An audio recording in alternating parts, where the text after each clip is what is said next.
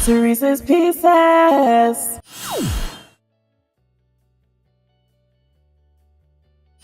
Hey guys, and welcome back to another episode of Saturday Sirese's Pieces. This is episode 15. Be ready. Be ready. Be ready. Be ready. I thought it was like a rap song. It's not. I really tried to think of one. Okay. So this is the condensed visual message of Percia's podcast from earlier in the week on Monday. If you want to hear the full message, make sure you check out Percia's podcast, available on iTunes. Well, let's dive in. I hope you guys are having a great weekend so far. I know it's kind of crazy. It's September. I don't know what happened to the summer. I hope you guys had a great Labor Day weekend, but we're here. It's September and I can't complain because September is my birthday month. So shout out to all my September babies. Shout out to all my Libras. I'm here for you all.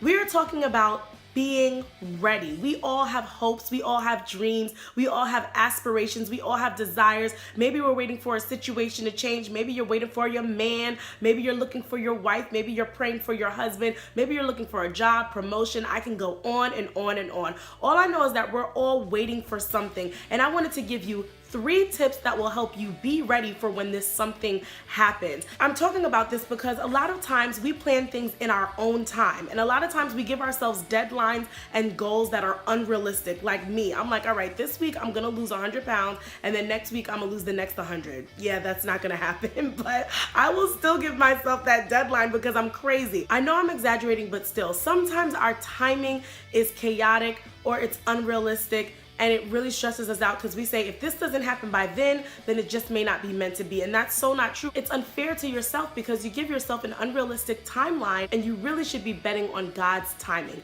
God's timing is purely perfect. And you'll realize that because when it happens, you'll say, wow, if this happened when I wanted it to happen, I probably wouldn't have been ready. But when God had it happen, you were ready. So here are 3 tips to make sure that you are ready. And I'm coming straight out of 2 Timothy this time, where he talks about study to show thyself approved.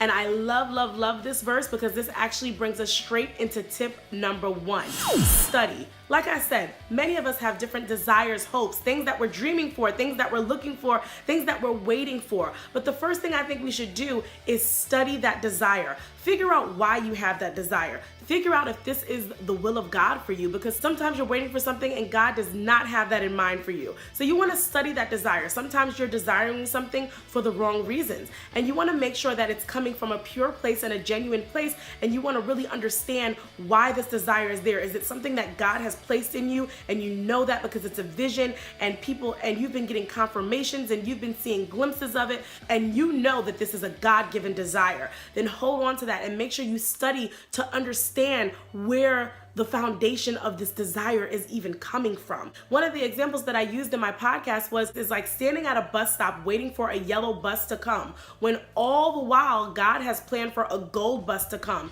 and you're waiting and all these gold buses just keep passing you by, and you're just waving them on because you're waiting for your yellow bus, when the truth of the matter is God is not gonna send you a yellow bus.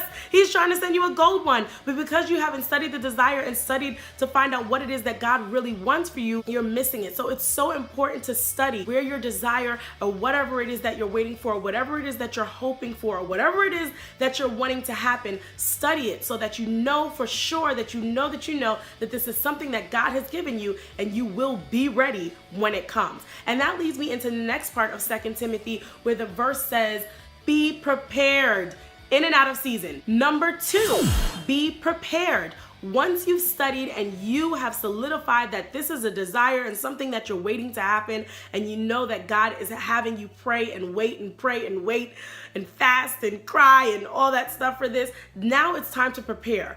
Don't just give yourself a deadline. Many times God is working behind the scenes and you don't even see it. So in the meantime, use that time to prepare. Prepare yourself. So whether it's you waiting for a job, do the research, find out the history, know everything there is to know about the job, brush up your resume, get your cover letter ready. If you're waiting for your man, girl, Focus on yourself. Look at yourself and figure out some things that you can work on and learn to continue enjoying life as the single, beautiful woman that you are. Learn to be complete and whole in your singleness and enjoy that time with God. Don't just wait for a man. Don't just experiment on different men. Guys, same thing for you. If you are hoping for a wife, just continue to build yourself up. Follow God's path for you, walk in your gifts, and trust me, you will walk straight into your queen. But you have to begin to continue to build the king that you are. So those are things that you can do while you prepare. While you're preparing, you need to speak those things into existence. Your words create your world. So walk in it with confidence and expectancy. And that leads me to my last tip, number 3.